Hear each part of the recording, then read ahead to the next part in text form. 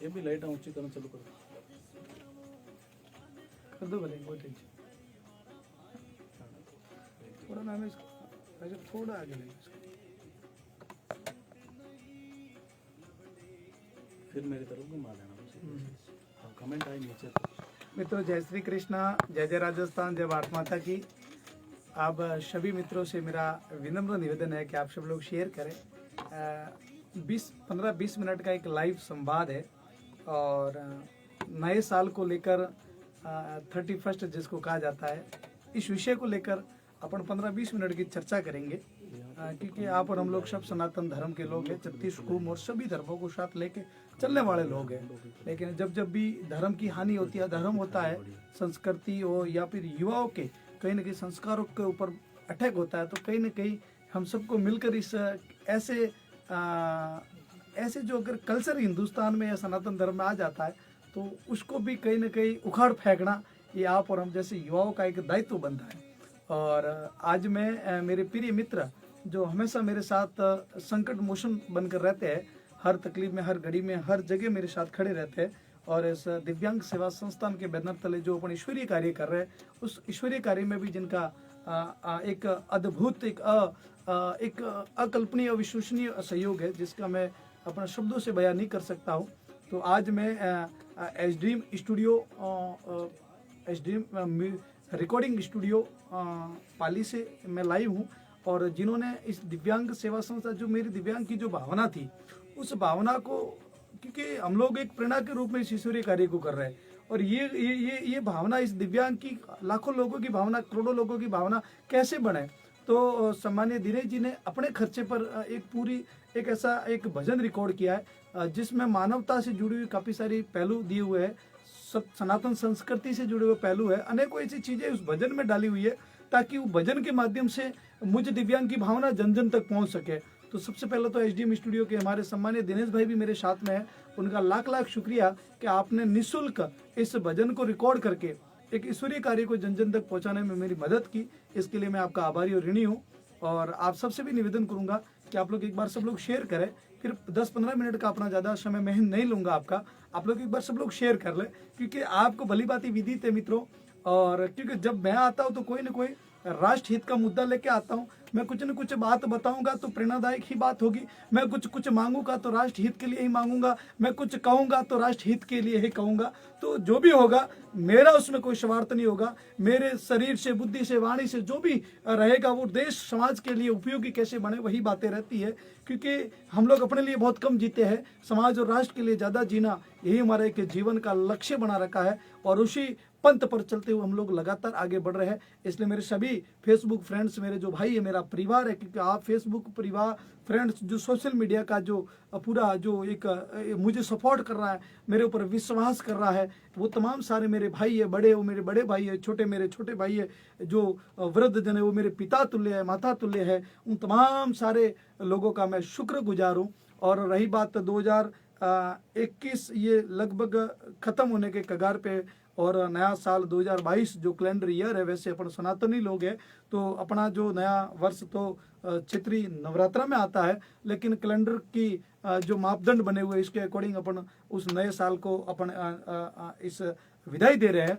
और नए साल की सबसे पहले तो आप सब लोगों को इस कैलेंडर ईयर की ढेर सारी शुभकामनाएं, बधाई है। क्योंकि पिछले 1 साल से 2 साल से आप और हम लोग संघर्षों से जूझ रहे हैं, कई विपरीत परिस्थितियों से गुजर रहे हैं, पहाड़ जैसे विराट मतलब समस्याओं से भी हमने सामना किया है।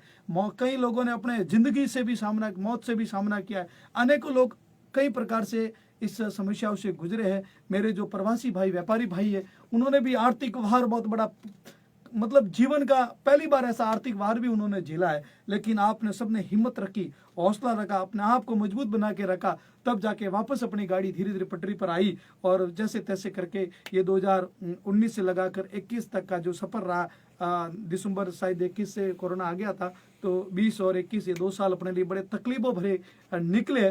लेकिन बस एक नई उम्मीद कहते हैं ना, एक उम्मीद धन सबसे बड़ा धन होता है।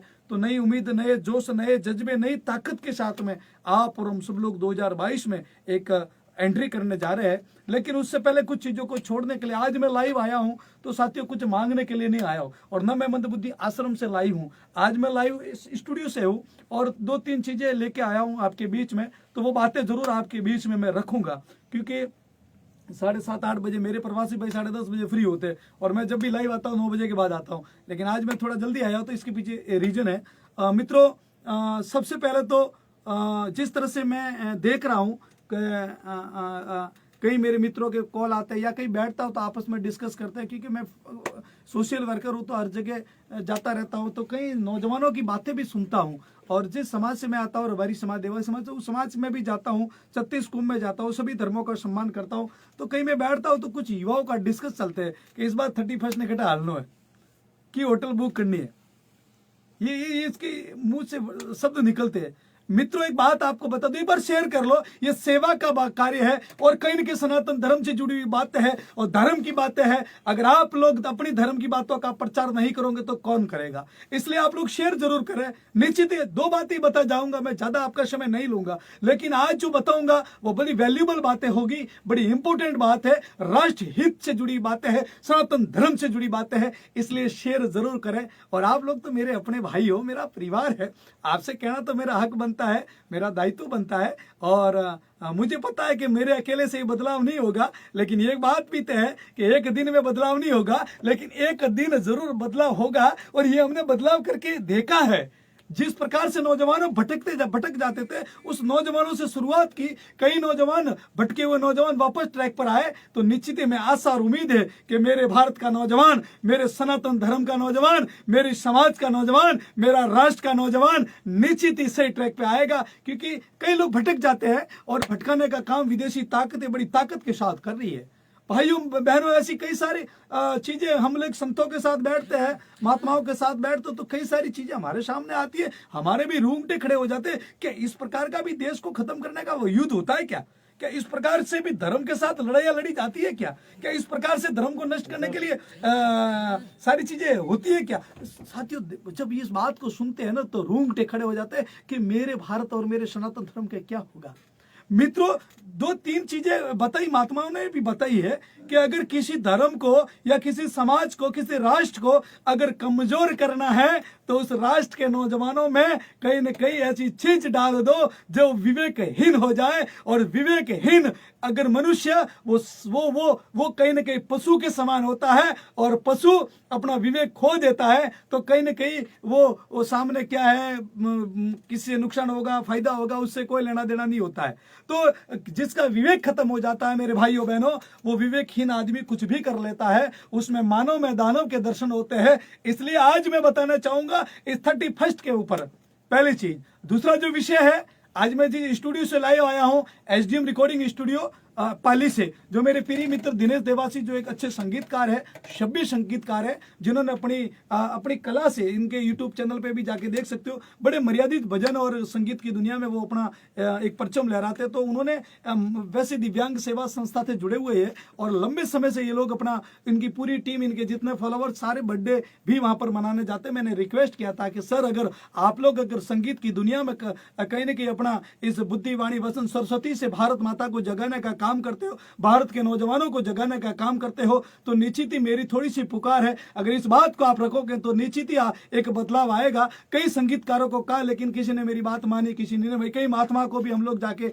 रिक्वेस्ट करते हैं, क्योंकि संत को फॉलो करने वाले लोग होते हैं। और अभी भी आपने कुछ दिन पहले देखा होगा, कृपाराम जी महाराज भी बड़े गंभीरता से इस विषय को लेकर हर कथा में इस बात को मजबूती से रख रहे हैं। पहली बात तो ये है साथियों कि जब भी जन्मदिन होता है, तब जन्मदिन ये एक कहते हैं एक विदेशी कल्चर हमारे समाज में घुस गया है, सनातन धर्म में घुस गया है, जो जन्मदिन के नाम पर केक काटकर मोमबत्तियों को बुझाने का काम करते हैं और वहां पर नशे की पार्टियां करते हैं और अनेकों प्रकार के ऐसे काम करते हैं जिसको सनातन धर्म खंडित होता है। इसलिए मेरे भाइयों बहनों, हर संत महात्मा भी मजबूती के साथ कहता है कि जब भी आपका जन्मदिन हो तब आप लोग ये दीपक बुझाने का काम मत करो। ये अपनी संस्कृति नहीं है। जब अच्छे काम अपने घर में होते हैं तब खुशियों के दीपक को प्रज्वलित करते हैं और ईश्वर से प्रार्थना करते हैं कि हे प्रभु, इस दीपक की तरह हमारे जीवन में भी प्रकाश करना, हमारे परिवार में भी प्रकाश करना। तो सबसे पहले तो बुझाने का काम दीपक का नहीं करना है। दूसरी बात आपको मैं बताने से पहले आपको ये बात भी नोटिस करवा दूंगा कि मात्र जो मित्रों जो केक काटते इसके नुकसान कितने हैं। अब जैसे कोरोना चल रहा है, केक काट के एक दूसरे का जूठा एक दूसरे के मुंह में डालते हैं, कोविड भी फैलता है। लेकिन जिन लोगों ने कल्चर लाया उनका तो यही है कि सनातन संस्कृति को खत्म करना है, युवाओं को कमजोर करना है, युवाओं को भटकाना है, इस प्रकार की सारी बातें होती है। तो मित्रों, सबसे पहले तो नया साल जो जा रहा है और ये पुराना 2021 तो नया साल आ रहा है, कुछ चीजें अपने जिंदगी में ऐसी इस 2021 के साथ भी छोड़नी है जो आपके धर्म को, आपके परिवार के, आपके कुल को खत्म करने का काम करती है। ऐसी आदतों को जड़ से 2021 जा रहा है 31 दिसंबर को। मुझे बताइए मेरे भाइयों बहनों, क्या दारू की पार्टियां करके इस प्रकार के विदाई देंगे? क्या ईश्वर का धन्यवाद दारू की पार्टियां करके करेंगे? ये धन्यवाद के रूप में होता है कि ईश्वर का लाख लाख शुक्रिया कि हमें जिंदा रखा। 2021 सकुशल जा रहा है। भले आर्थिक व्यवस्था ऊपर नीचे चली, लेकिन इस कोविड में भी ईश्वर की असीम कृपा रही कि आज हम लोग जिंदा है और परिवार के साथ में खुशियों के साथ बैठे हैं। ये ईश्वर का धन्यवाद करने के लिए किसी को विदाई दी जाती है। तो मित्रों, विदाई ऐसी नहीं देनी है जिससे मेरा कृष्ण भगवान नाराज हो, क्योंकि आप और हम लोग कृष्ण के उपासक है और श्री रामचंद्र भगवान के उपासक है। श्री राम मर्यादा पुरुषोत्तम ने इस प्रकार का कदापि अपन को करने का संदेश नहीं दिया है। इसलिए आप लोग 31 के नाम पर अगर आपको कोई मोटिवेट करता है, आपको कोई प्रेरित करता है, तो साथियों उसको ये बात आपको मजबूती के साथ कहनी है, क्योंकि वो आपके जीवन का सबसे बड़ा दुश्मन है जो आपको गलत रास्ते पर लेकर जाता है। मित्रों, अगर किसी घर को बर्बाद करना है, उसको नशे की आदत लगा दो, वो घर स्वतः ही खत्म हो जाएगा। इसलिए अगर वो आपको मोटिवेट कर रहा है, आपको प्रेरित कर रहा है, तो समझ जाना कि आपके घर का सर्वनाश करने के लिए वो आपको मोटिवेट कर रहा है। उसको मुंह तोड़ जवाब दो। और अपना भाई है, अपना दोस्त है, अपना मित्र है, तो उस चुगल से भी उसको भी बाहर निकालकर उसको भी सत्य मार्ग पे, सही मार्ग पे लेकर आना, यह आपकी मित्रता के नाते आपका फर्ज और धर्म बनता है। तो एक काफी सारी बातें हैं। और मेरे साथ मेरे परम मित्र भाई दिनेश जी देवासी है, जो लगातार मुझे सपोर्ट कर रहे हैं। और दिव्यांग सेवा संस्थान के ऊपर भी उन्होंने एक सुंदर भजन पूरा बनाया है और मानव सेवार्थ में उन्होंने पूरा एक सुंदर भजन बनाया है और उसको भी 2022 में मेरी आवाज बनाकर जन जन तक पहुंचा रहे हैं। ये दिव्यांग की पीड़ा है, दिव्यांग की भावना है, वो लाखों लोगों तक कैसे पहुंचे, इसलिए उन्होंने संगीत का सहारा लिया और संगीत के माध्यम से, भजन के माध्यम से मेरी भावनाओं को, इस मानव जाति के कल्याण की भावनाओं को, राष्ट्र के कल्याण की भावनाओं को जन जन तक पहुंचाने का इन्होंने मुझे जो सहयोग दिया है, इसलिए मैं आज, क्योंकि मित्रों आप सब लोग मेरे परिवार के सदस्य हो, मेरे अपने हो, और सारी चीजें आपके सामने रखना ये मेरा परम कर्तव्य दायित्व बनता है। मित्रों, मुझे पता नहीं कितने लोग मेरे बारे में क्या टीका टिप्पणी करते होंगे, लेकिन मेरा हमेशा ये पॉजिटिव एक गोल रहता है, एक लक्ष्य रहता है कि मेरे अपने सत्य मार्ग पर चले, मेरे नौजवान सत्य मार्ग पर चले, धर्म के मार्ग पर चले, नीति न्याय मार्ग पर चले। भगवान कृष्ण के उपासक के तो गीता में जो सार बताए हैं, जो ये गीता अपने आप में जीवन का जीने का रस है, एक मनुष्यता का निर्माण करने का एक ग्रंथ है।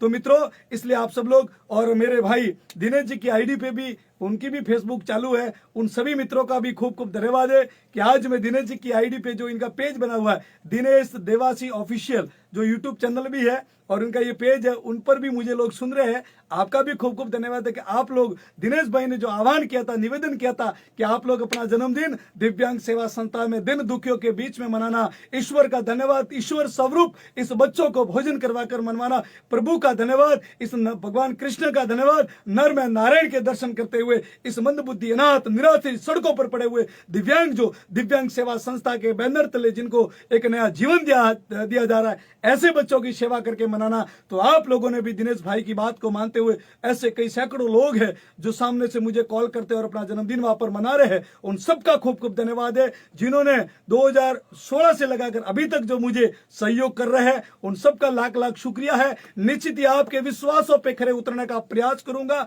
आपने जो सपना देखा है, आपने आस्था और विश्वास जताया है, उसके ऊपर हम लोग खरा उतरने का प्रयास करेंगे। आपका विश्वास और आस्था और कैसे 2022 में मजबूती के साथ बनी रहे। आपने जो सपना देखा है उसमें मेहनत का रंग भरने का काम करूंगा, खून पसीना सींच कर उस पौधे को बड़ा करने का काम करूंगा, ताकि आपका आस्था और विश्वास हमेशा शिखर तक बना रहे और लोगों के लिए आप और हम लोग सब लोग प्रेरणा का केंद्र बने रहे। अब मैं आपको सीधा ले चलता हूं मेरे अजीज मित्र भाई Dinesh ji देवाशी, SDM recording studio पाली। जी सर।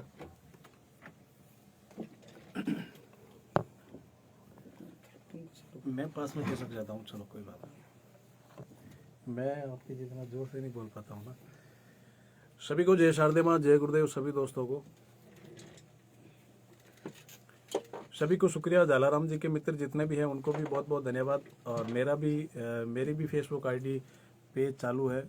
मेरे सभी मित्रों को भी खूब खूब धन्यवाद, साधुवाद कि आप लोग आए और जलाराम जी की बात इतनी देर से आप सुन रहे थे। और जलाराम जी ने बड़ा एक सुंदर मैसेज दिया दोस्तों, और मैं तो कई बार बताता हूँ ये कि जन्मदिन किस प्रकार से मनाना चाहिए। ये अपने सनातन संस्कृति के खिलाफ है जिस तरीके से आजकल अपन सभी लोग मनाते हैं। हालांकि इतनी उम्र नहीं है मेरी कि मैं आपको ज्ञान दूं, लेकिन मैं सत्संग की भजन क्षेत्र में हूँ, सत्संग क्षेत्र में हूँ, तो मेरा फर्ज बनता है कि मैं उस बात को आपके समक्ष रखूं। मेरी जो भावनाएं हैं, मेरे जो विचार है, मैं आपके समक्ष रखूं। तो मेरा ऐसा मानना है कि ये जो जन्मदिन मनाने का जो तरीका है आजकल जिस प्रकार से लोग मनाते हैं, पहले तो सिर्फ केक ला करके काटते थे, उसके बाद परंपरा चली आ रही है, उसके बाद में थोड़ा आगे बढ़े और उस केक काटना शुरू किया। प्रथम बार दी थी उन्होंने ऐसी एक फैशन, एक आज के ज़माने के हिसाब से उन्होंने एक ऐसा चलन शुरू कर दिया है कि उस केक के ऊपर एक अपनी पिक्चर बना करके, अपनी फोटो बना करके इस रूप से वो केक बनाते हैं। अपनी पिक्चर पूरी बनी हुई है, उस केक को फिर काटते। कोई उसका सिर काटता है, कोई मुंह काटता है, कोई गर्दन काटता है, फिर एक एक जना खाते हैं। उसके बाद जो चलन आया है, वो केक खाया तब तक ठीक था, लेकिन उस केक को बिना वजह वो एक दूसरे के मुंह पर वो थोपते हैं, लगाते हैं और फेंकते हैं, वेस्ट जाता है। शराब की पार्टियां करते लोग। तो ये कहीं न कहीं ये जो संदेश है बिल्कुल गलत है। इसलिए मेरा ऐसा मानना है कि जन्मदिन मनाने का जो तरीका है वो अपने ये संस्कृति में इस प्रकार से है नहीं। जन्मदिन को याद कीजिए कि जिस दिन आपका जन्म हुआ उस दिन अपने माता पिता की क्या स्थिति रही होगी। अपनी माँ जिंदगी और मौत के बीच में झूल रही थी उस दिन। अस्पताल के बाहर अपने पिताजी डॉक्टरों को हाथ जोड़ते थे कि जैसे कैसे भी करके मेरी पत्नी को बचा लेना, मेरे बच्चे को बचा लेना। सर क्या स्थिति है, कैसे डिलीवरी हो गई, क्या स्थिति है इस पर। और वो कांप रहे थे अपने पिताजी। अपनी माँ जिंदगी और मौत के बीच में जूझ रही थी और अपने परिवार के जितने भी परिजन है, इसका फेस वो बंद करना बेटा, टॉर्च। अपने परिजन जितने भी हैं वो ईश्वर से प्रार्थना करते थे कि जैसे कैसे भी करके जच्चा बच्चा सब स्वस्थ हो जाए और ये डिलीवरी आराम से सही तरीके से हो जाए। तो अपन उस स्थिति को याद करें तो आपको समझना चाहिए कि क्या आप जन्मदिन इस प्रकार से मनाएंगे। जिस माँ ने आपके लिए कष्ट भोगा उस माँ को आप पूछते ही नहीं हो कि मम्मी आज मेरा जन्मदिन है और आज के दिन तुमने मुझे इस दुनिया को दिखाया है, तो आपके लिए मैं क्या लाऊं, आपको क्या पसंद है, क्या खाना चाहोगे, क्या पहनना चाहोगे, या मैं क्या करूं कि जिससे आप खुश हो जाएं। तो उस चीज को भूल करके अपन लोग केक के पीछे लग जाते हैं। फिर जलाराम जी ने जो बताई वो बात बिल्कुल सत्य है कि सनातन संस्कृति का यह धर्म है। अपन कोई भी शुभ कार्य शुरू करते हैं तो दीप प्रज्वलित करते हैं, दीप जलाते हैं। और ये साला केक इस प्रकार से आया कि इस केक को तो अपन फूंक मार कर बुझाते हैं, जबकि ये अपने सनातन संस्कृति के विरुद्ध है। इसलिए ऐसा आपको नहीं करना है। और दिव्यांग सेवा संस्थान जो है वहां पर मैं भी जाता रहता हूँ, आपको भी जाना चाहिए। क्योंकि ईश्वर, देखिए मैंने एक बार ये बात बताई थी जलाराम जी के लाइव में और आज भी मैं बता रहा हूँ कि विचार कीजिए, जो भगवान पूरी सृष्टि को पाल सकता है वो देनहार है। कुछ भी आप लेकर के नहीं आए और ना मैंने कोई ऐसी चीज उत्पन्न की है, सारी चीजें इसी सृष्टि से ली है। तो यही की चीज यहीं पर देनी है।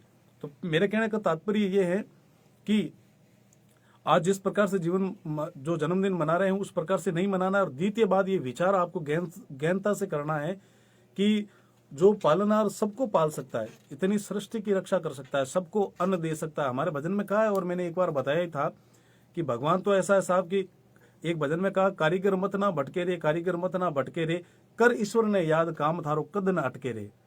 ठीक है, कारीगर एक पत्थर गढ़तो, पत्थर में पायो छेद, छेद में एक कीड़ो बैठो, नई जीवन री उम्मीद, अरे मुख में दाणो लटके रे, कारीगर मत ना भटके रे, कर ईश्वर ने याद काम थारो कदी ने अटके रे। जिन पत्थर में ने वो कीड़ो बैठो विने भी भगवान पूर रियो है विने भी भगवान अन्न दे रही है तो आपा तो बहुत बहुत छोटी चीज है, अपन ने तो आशा नहीं दे सके। तो कहने रो तात्पर्य वो है कि जो पालनहार पूरी सृष्टि को पाल सकता है, क्या वो दिव्यांग सेवा संस्थान जैसे ऐसे जो संस्थान है या ऐसे जो भगत ही इस प्रकार से मानसिक स्थिति इनकी खराब हो जाती है, क्या उनको सही नहीं कर सकते?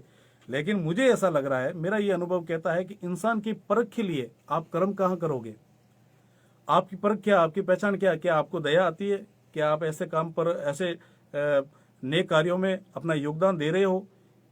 इस प्रकार की व्यवस्था ईश्वर ने बना रखी है, वो आपको परखने के लिए, आपके कर्म को परखने के लिए।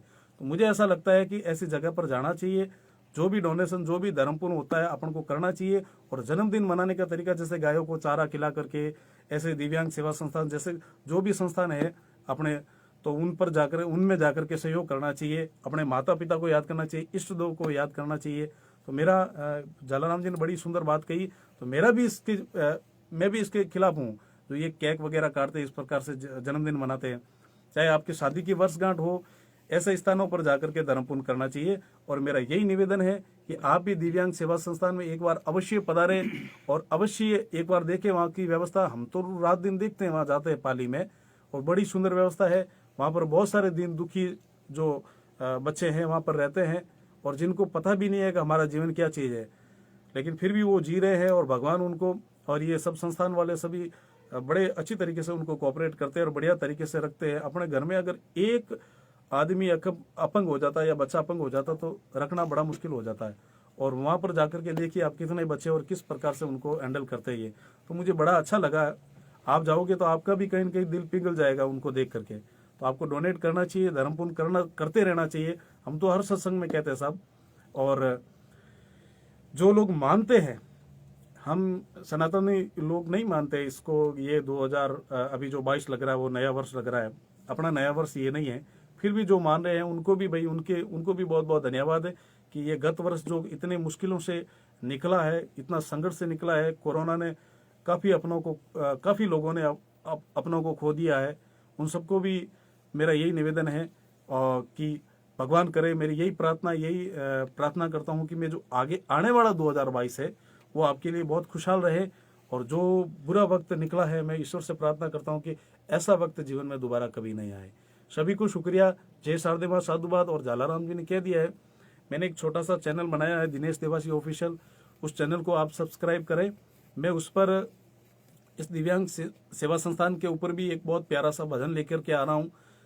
मेरा ऐसा मकसद है कि मैं आपको बताना चाहता हूँ कि किस प्रकार से भगवान के घर अपन जाते हैं तो धर्मराज जी लेखा लेवे। मारवाड़ी में कहे धर्मराज जी लेको लेवे भाई कि किन प्रकार तो धर्म पुण्य सृष्टि मत करियो। अगर करियो गए तो आज थारे वास्ते सारी चीजें तैयार है। भोजन कराए हो रहा है तो भोजन तैयार है, पानी पिलाए हो रहा है तो पानी तैयार है। लेकिन अगर आपने कर्म किए हैं तो ईश्वर आपको देगा, अन्यथा नहीं देगा। तो इस प्रकार का एक भजन, एक संदेश जनमानस तक पहुंचाने के लिए मैंने एक भजन तैयार किया है। वो भी मैं दिव्यांग सेवा संस्थान पर शूटिंग करके मैं बहुत जल्द आपके बीच में दिनेश देवासी ऑफिशियल चैनल पर लाने का प्रयास करूंगा। सभी को शुक्रिया। जय शारदे मां, जय गुरुदेव। थैंक यू सभी को।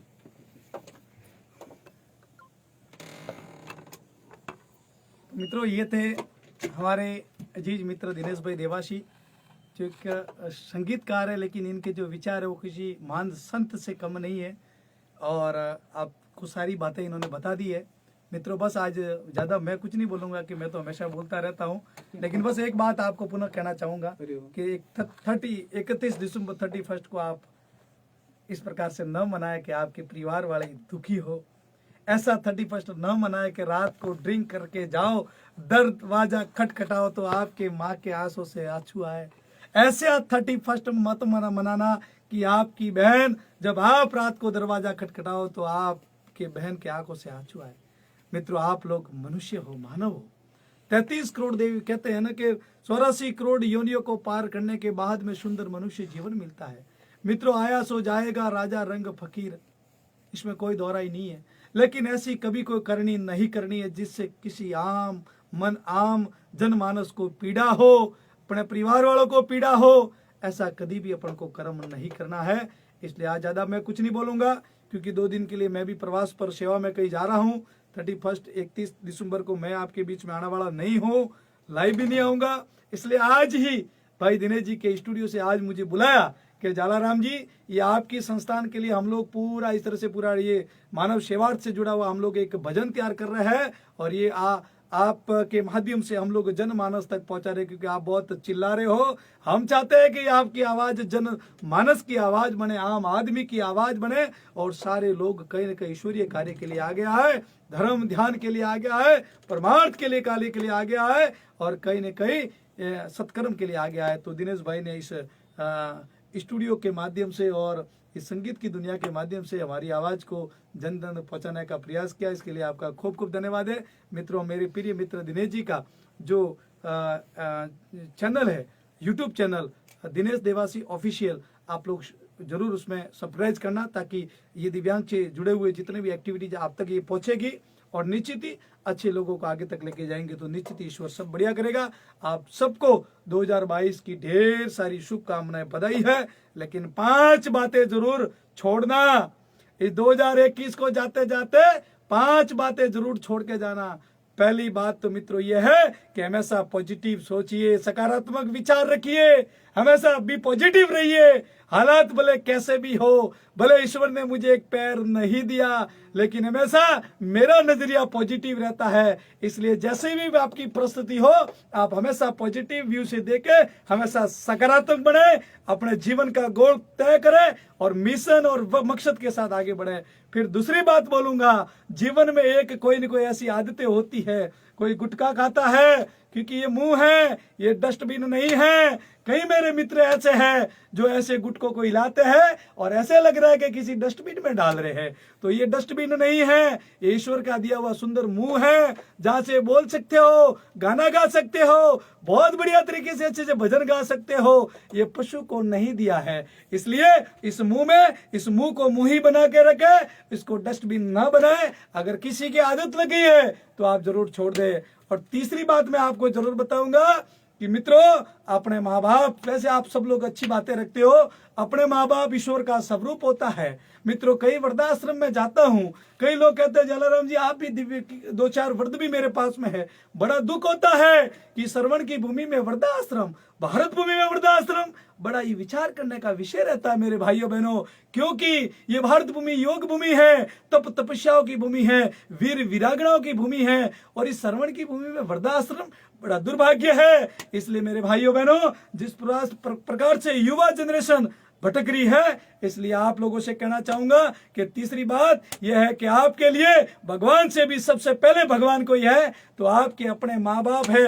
किसी मंदिरों में नहीं जाओगे तो चलेगा, लेकिन अपने माँ बाप सबसे पहले वो भगवान है। उनकी सेवा, उनकी पूजा 33 करोड़ देवी देवताओं की पूजा के बराबर है। आप कहीं दान मत दीजिए, कहीं सेवा मत करिए, किसी मंदिरों में मत जाइए, बस अपने माँ बाप की सेवा कर लोगे तो आपके सारे मंदिर, सारे तीर्थों के आपको पुण्य मिल जाएगा। और चौथी बात आपको बताऊंगा मैं, तीसरी बात के आप लोगों को जन्मदिन के ऊपर इस प्रकार के कोई कार्य नहीं करना है। सबसे पहला धर्म भी बनता है राष्ट्र धर्म, और राष्ट्र धर्म के बाद दूसरा धर्म आपका आता है, वो आपका है सनातन धर्म, जिस धर्म से आप आते हो। इसलिए इस सत्य सनातन संस्कृति को बचाने का भी कार्य आप लोगों को करना है। अगर आप लोग इस सनातन संस्कृति को जोड़ के रखोगे तो संस्कृति का संरक्षण, उसकी सुरक्षा, इसका संवर्धन, ये सब कुछ करना आप और हम सबका दायित्व बनता है। और लास्ट बात कहते कहते जाऊंगा मित्रों, मानव सेवा परमो धर्म है। जहां पर भी अवसर मिलता है, किसी भूखे को भोजन करा देना, किसी प्यासे को पानी पिला देना। मित्रों, जहां अवसर मिलता है, जरूरी नहीं है कि किसी आर्थिक पैसों से ही सेवा होती है। अरे मित्रों, मेरा जैसा कोई दिव्यांग अगर बस में चढ़ रहा है और हमारे पास कोई ऐसा बैग वगैरह या कोई भारी वस्तु है हम नहीं उठा पा रहे हैं, उसको लेकर बस में रखना भी एक बहुत बड़ी सेवा है। अरे कोई अंधा सूरदास जा रहा है, उसकी उंगली पकड़ के अगर उसको रोड क्रॉस करवाना भी सबसे बड़ी सेवा है। अरे इस प्रकार के ईश्वरीय कार्य जो जिसका पैसा नहीं लगता है वो करते रहो। जीवन में सेवा को संस्कार बनाओ, अपने बच्चों में संस्कार उत्पन्न करो, आने वाली पीढ़ी के लिए प्रेरणा बनो। भगत सिंह, शंकर शेखर आजाद, सुभाष चंद्र बोस, वल्लभ भाई पटेल की तरह आज इस भारत भूमि को आप जैसे लोगों की जरूरत है। इसलिए घर घर, हर घर घर में भगत सिंह, शंकर शेखर आजाद, सुभाष चंद्र बोस, महाराणा प्रताप, बाबूजी राठौड़ जैसे लोगों की विचारधारा हर घर से आनी चाहिए। तब जाके ये भारत भूमि राम राज्य में तब्दील होगी। हमारे राम जी भगवान तो ठाट से ठाट की ओर बढ़ रहे हैं, लेकिन मेरे भाइयों बहनों, अगर विचारधारा चेंज नहीं की तो साथियों कुछ होने वाला नहीं है। इसलिए आप सब लोग राम राज्य की तरह आगे बढ़ो। तो राम ने जो किया था वो सदैव आप लोग सत्कर्म मर्यादा में बने रहे, और श्री कृष्ण जी ने जो गीता में लिखा है उसको अपने जीवन में धारण करते रहिए। भगवान आपकी मनोकामना सारी पूरी करेंगे। आप सब लोग लगातार इस दिव्यांग की भावनाओं को सुनने के लिए, समझने के लिए, इस पीड़ा को आप लोग लगातार जनमानस की पीड़ा बनाते हुए लगातार जब जब भी लाइव आता हूं, सैकड़ों की तादाद में आते हो, मुझे सुनते हो, स्नेह, प्यार, वात्सल्य जो आपसे मिलता है, मैं हमेशा आप सबका ऋणी और आभारी रहूंगा। आप सबके माता पिता के शरणों में मेरा दंडवत प्रणाम नमन है, क्योंकि आपके माता पिता के संस्कार है, तब जाके हम जैसे छोटे से सामाजिक कार्यकर्ताओं को आप लोग अपना कीमती समय का दान देकर सुन रहे हो। इसलिए आपका खूब खूब धन्यवाद। एक बार पुनः मेरे अजीज मित्र एसडीएम रिकॉर्डिंग स्टूडियो पाली के चेयरमैन सम्मानीय दिनेश भाई देवासी का खूब खूब धन्यवाद कि आपने अपनी इस संगीत से, अपनी वाणी से आपने सुंदर भजन बनाया दिव्यांग मानव सेवा के ऊपर, और बहुत जल्दी आप लोग उसको जनमानस के लिए प्रेरणा के रूप में आप लोग इस संस्थान को भेंट करेंगे। 1 रुपया भी आपने नहीं लिया, निःशुल्क आपने सेवा दी, इसके लिए आपका खूब खूब धन्यवाद। और आप लोग यहाँ तक ही नहीं, आप लगातार अपने मित्रों को भी जन्मदिन के लिए प्रेरित कर रहे। आप सब लोगों ने समय दिया, कीमती समय दिया। एक बार पुनः कैलेंडर ईयर 2022 की 2 दिन ही रहे, 2022 की 1.5 साल शुभकामनाएं, बधाई। जीवन का एक लक्ष्य सेट करे, एक गोल सेट करे, क्योंकि लक्ष्यहीन आदमी जीवन में कुछ भी नहीं कर सकता है। जो भी जीवन में अचीवमेंट करना है, एक गोल सेट करे और उसके ऊपर लगातार परिश्रम करता रहे, मेहनत करते रहे।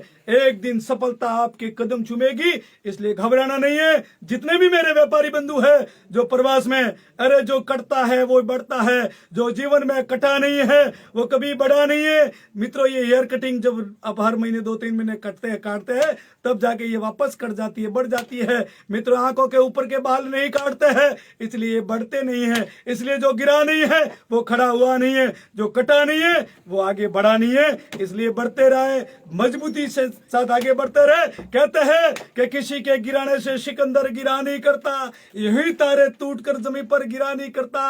अरे नदियां ही जाके गिरा करती है समंदर में, समंदर जाके गिरा नहीं करता नदियों में। इसलिए आप लोग समुंदर हो, आप मजबूत हो, आप ताकतवर हो। अगर आप मजबूत और ताकतवर और देवताओं के, ऋषियों की संतान नहीं होते तो आपका जन्म भारत भूमि में नहीं होता। आप बड़े सौभाग्यशाली हो कि इस भारत माटी में आपका जन्म हुआ है। इसलिए आप योगी हो, हर जगह योग का अपना प्रदर्शन देते रहे, क्योंकि भोगी होता है, भोगी का दूसरा पड़ाव रोगी होता है। इसलिए हमें भोगी नहीं बनना है, हमें योगी बनना है, और योगी बनकर समाज का, राष्ट्र का भलाई की भावना से हमें अपने तन मन धन को समर्पित करना है। बोले शंकर भगवान की जय, कृष्ण कन्हैया लाल की जय। आप सभी का लाख लाख शुक्रिया, खूब खूब धन्यवाद। Thank you. वंदे मातरम। जय भारत माता की, जय मानवता।